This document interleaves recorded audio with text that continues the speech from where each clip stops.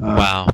So what's that? So what's it like? I mean, has it been completely life changing? You mentioned, rededicating yourself to health. Like, do you feel like you just got to make one more album, or like what do Yeah, you? I don't know. It's funny because I'm on so much medication that I'm so chilled out. I don't have that super drive. I have the drive, to take care of myself and stuff. But um, I'm not sure whether it's all about making one last album. At first, I thought, yeah, it's about making one last album, but it's not about that. It's about changing your life.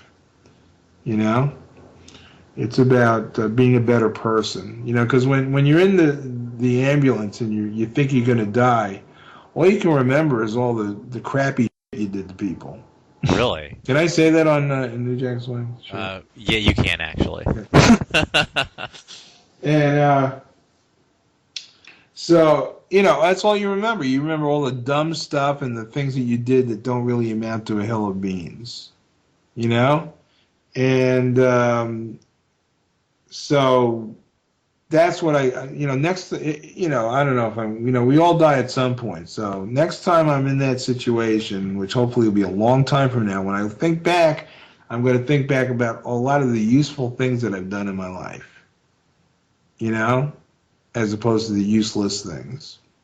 And I guess that's about how it really changed me, you know, Well, I mean, right now. all right. Well, I'm gonna get crucified if I don't ask this question.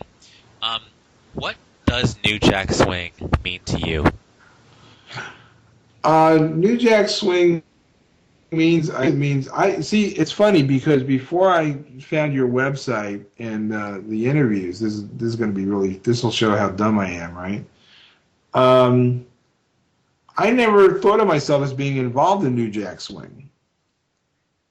And then all of a sudden I saw all these groups and people that you had been interviewing and talking about, because I also worked with Men of Vision. So you figure, I've worked with a bunch of people that you've interviewed, you Right. know?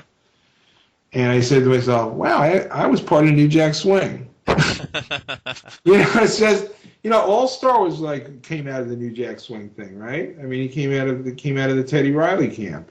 Right. And he was, and all those styles and everything, and certainly Vincent Herbert was New Jack Swing. Those early records that he did were totally New Jack Swing. Yes. So I guess it means the beginning of my career in pop music. Interesting. Okay. Okay. And what about, again, just getting a feel for, your own musical tastes? What are your favorite songs of all time? I guess as it relates to um, pop music. Well, I mean, now you're going to get me being an old fart and talking about Michael Jackson. Oh, trust me, Michael Jackson is still very cool, respected, current. I'm right there with you if that's old fart. So here we go. Thriller, Billie Jean. You want to hear of a guitar part? Think about the guitar part in Billie Jean, right? Remember the solo? Yeah, man, which actually I found out later. I mean, actually, the guitar player who played that died from complications from high blood pressure. Recently?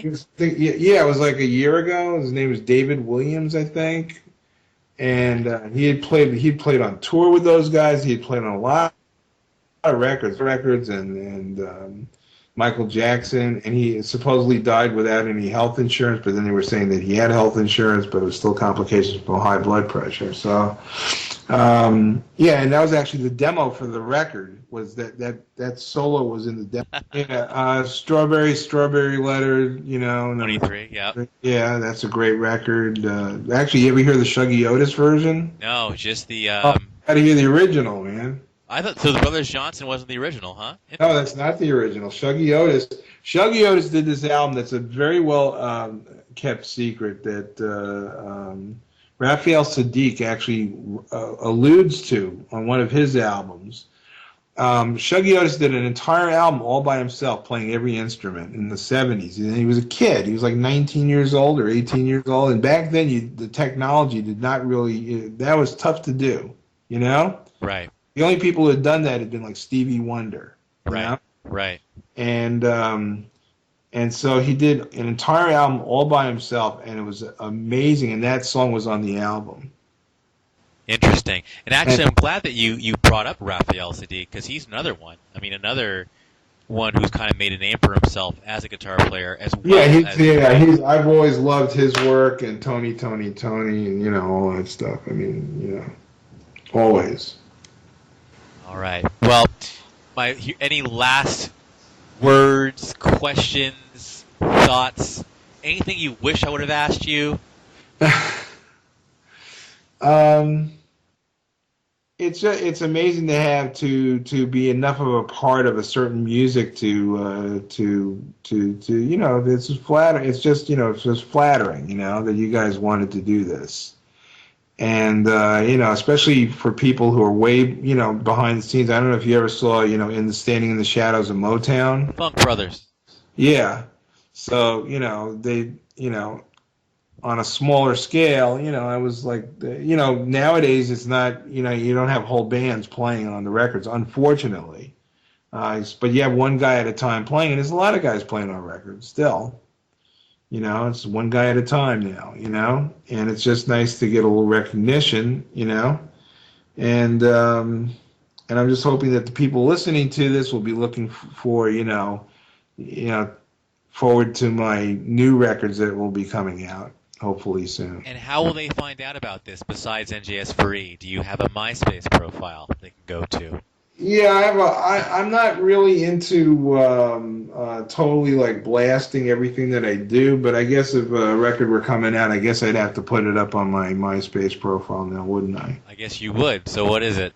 It's myspace.com/Bernard Grobman Music.